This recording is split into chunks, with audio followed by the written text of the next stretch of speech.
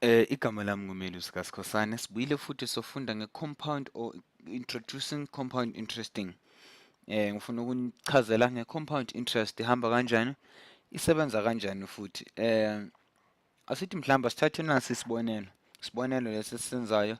Ufika kimi uxakekile, ufuna imali, mhlawumbe ufuna ukuyothenga ifoni, ufuna ukuyothenga imoto, ufuna ukuyothenga indlu, ufuna ukubhadala i-school fees sabantwana besikolo. Kunento ofuna ukuyenza, uzoboleka nje imali kimi. Mhlawumbe ufuna ukuthenga isuti entsha, uye emshadweni noma iroko elisha, mhlawumbe ufuna ukuzoshada. Zonke lezi zinto lezo uza kimi, mina ngumashonisa, uza kimi uzofuna imali and uzoyiboleka kimi, mina ngumashonisa, interest nginayo. Mikusho ukuthi imali yami iyakhuphuka uma ngikubolekile. Asithi uza kimi uzoboleka ishumi, sike senze isibonelo, mhlawumbe ayi imali eningi izosixaka, ishumi sokwazi ukulibala. Uzoboleka ishumi, ufuna ukwenza konke lokho ufuna ukwenza. Uza kimi, Themelusi man, awungiboleka ishumi. Ngiyalithatha ishumi lami, ngiyalikhipha ishumi lami, ngithi kepha ndoda uma ngikunika le shumi leli, ishumi leli ngili-charge-a 100% ishumi lami ngonyaka. Kusho ukuthi ngonyaka kumele le shumi libe sewungibhadale noma selikhule ngemali engango-100% ishumi lami. Sobhala kanjani-ke i-equation yethu? Soyibhala ukuthi uyibone uchazeleke. I-principal yethu i-1 rand, kusho ukuthi le mali oyibolekile yiyo i-principal oyiboleke kimi. Sithi plus 100% interest rate, 100% interest rate, or yabo plus 1 ilona interest rate na yethu, so ithi plus 1 le 1 rand principal plus times i-100%.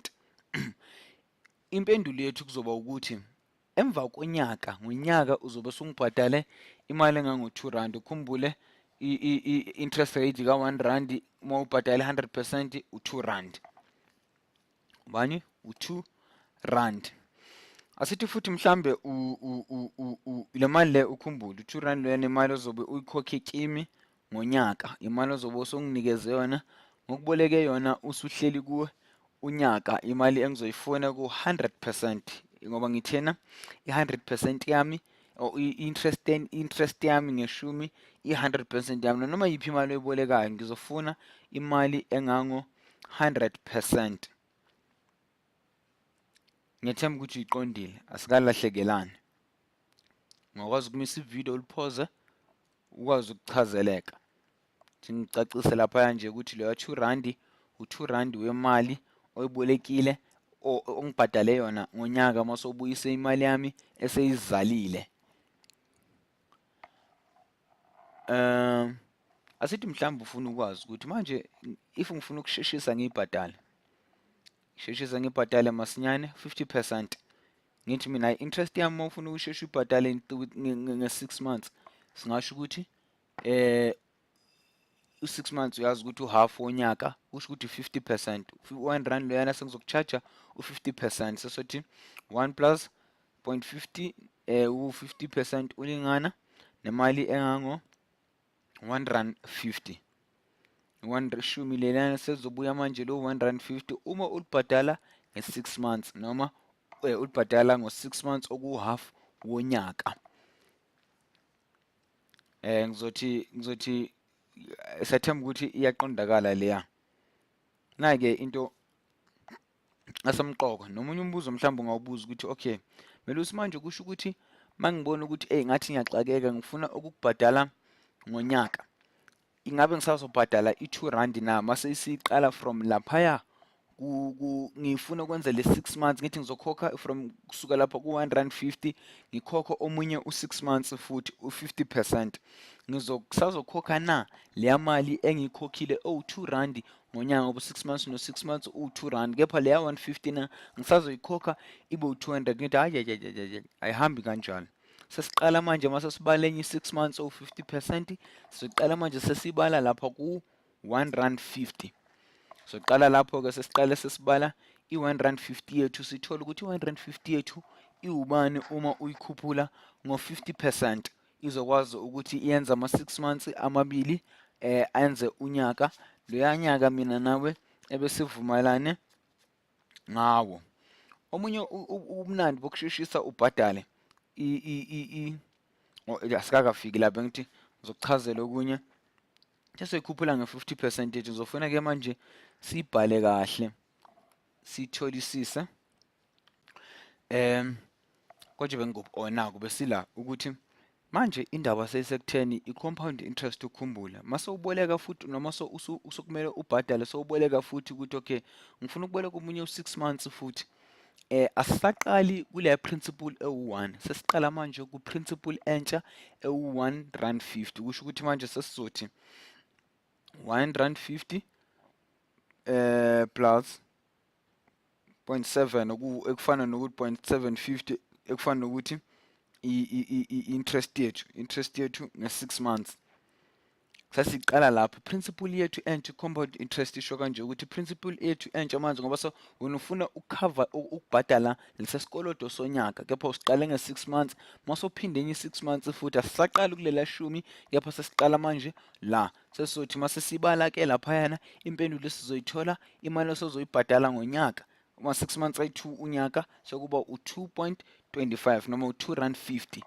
u2 rand 25 cent osozobhadala manje ngonyaka wonke ngoba ubhadala 6 months i-first 6 months yokuqala waphinda ubhadala 6 months yesibili mase ubhadala kwesibili 6 months asisathathanga i1 rand i-precedence lena sesithathe i-precedence enje ka1 rand 50 mase ungathi uyayibheka kahle ukuthi u2 rand 25 loyana usekhuphuke ngemali i-percentage engango 125 ekubonakala ukuthi imali enkulu leyo.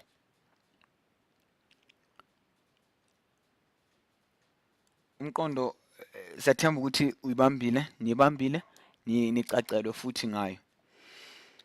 Yes, azokwenza ezinye ibonelo siqhubeke lapho besenza khona. Nawu kusemqoko ungakhohlwa i-compound interest angifuni ukuyishiya le njalo uma ubolekile imali mase uqhubeka uyibhadala asisiqali ekuqaleni sibale kuyo leyo simple interest kepha siqala enambeni entsha noma emalini entsha esenzani esiyibolekile i-compound interest leyo maningabamba lo mqondo nge-compound interest angeke nize nilahleke kakhulu.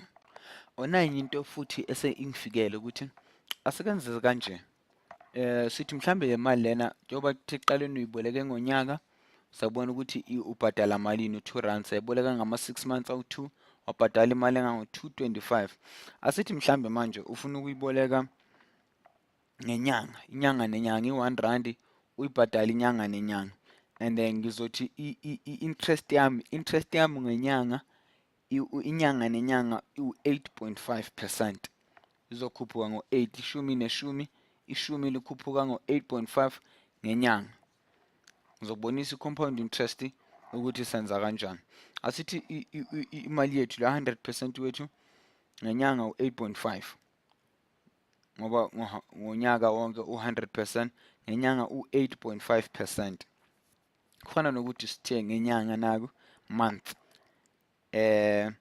sizothi ke i-principle yethu oku1 rand principle yethu oku1 rand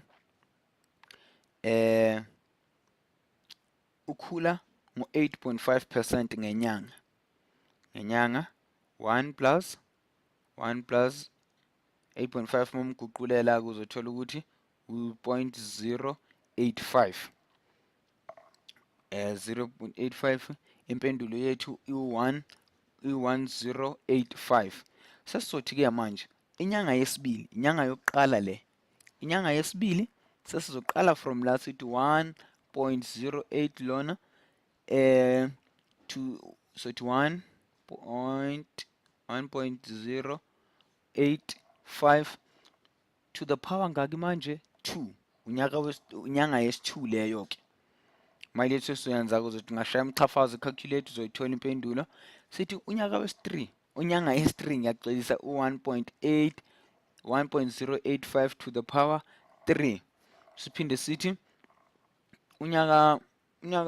unyaka wonke le interest rate lema sikhuphula ngenyanga 1.085 to the power 12 ubani na Uzoyishaya-ke i-spreadsheet sami laphayana, ngithole impendulo. Impendulo nayo ngiyayibala. Impendulo esiyitholayo u-2.66, kusho ukuthi u-R2.66. Uyabona kumehluko ukuthi ishumi leliya malibhadele unyaka wonke kuyi-100%, uthola malini. Malibhadale nge-6 months uthola malini. Malibhadale ngey'nyanga njalo, nayi imali osogcina usuba nayo. Njalo uyakwazi ukuthi mawungena ebhenki, mawusebenzisa lama-formula afana nala, kuba lula ukuthi mawungene ebhenki noma ikuphi la uyoboleka imali khona, ubabuze ngama-interest rates wabo ukuze bakuchazele, uzokwazi ukuthi wazi ukuthi ubhadala ngenyanga, nge-6 months noma ubhadala ngonyaka, owazi ukuthi ingakanani imali ozoyibhadala. Umqondo nje omncane enganinikeza wona ukuthi kahle kahle sikwenzile laphayana, sifana nokuthi sithe u-1.8 noma u-0.85 loyana u-0.85 sometimes ngo-1.85, kungako sithole impendulo leya ka-1.85. Kufana nokuthi i-square root lapha masoziphinda kabili kulapho si-times khona-ke.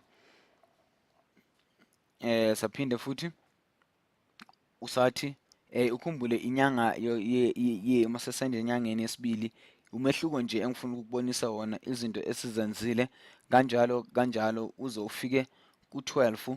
Fana nokuthi sithena kahle kahle 1.085 plus times 1.805, tathola impendulo yethu. Kanjalo ngabayenza mangivula lapho ukuthi ngenza ama-square root, ngabayenza ngibaphindaphinde kaningi labo 12, ngaba-times kaningi abo 1.8 laba, ngaba-times nje kaningi ukuze ngithole impendulo ezogcina sengifikise lapha ku-2.66. Sokwenza okunye-ke manje bengisacima. Sokwenza okunye. Asithi nje kancane imali ufuna ukuyiboleka ilanga elilodwa siyazi linamalanga awu-360. Asithi imali ufuna ukuyiboleka ngelanga per day. Sizothi ukwazi ukuthola interest, sizothi 100% divide by 365 wamalanga esinawo enyangeni onyakeni, calendar ke leyo.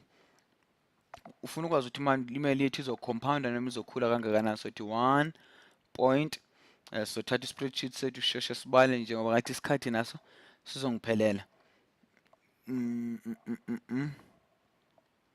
Sothi 100 divide by 360 by 360 plus 100 lapha, impendulo yethu soyithola u-0.27. u-0.27 kusho ukuthi imali ozongibhadala yona interest rate yethu esizoba nayo ngelanga lizoba 1.027 to the 365th power noma 365 power. Yimali leyana masowuboleke ngelanga or ungibhadala ngelanga, uzobhadala imali engakayana esiphelile isikhathi sethu. Sobonana evidweni elandelayo, siqhubeke la sigcine khona.